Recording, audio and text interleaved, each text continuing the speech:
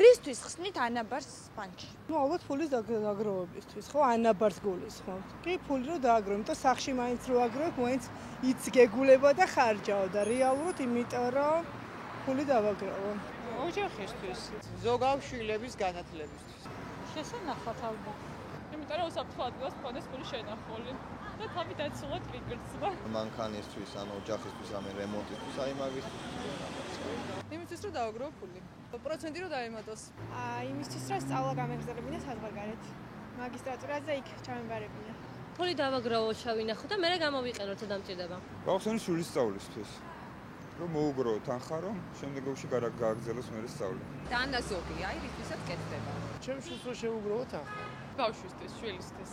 ანუ თანხის დაზოგვა, ნუ სიტყვაზე ჯიბის ფულად რო სიტყვაზე თანხა მაქვს, უკეთეს შემთხვევაში ბანკში ვინახავ ამ თანხას, რომ ასე ვთქვათ, ვაგროვებ, დაგროვების მიზეზით.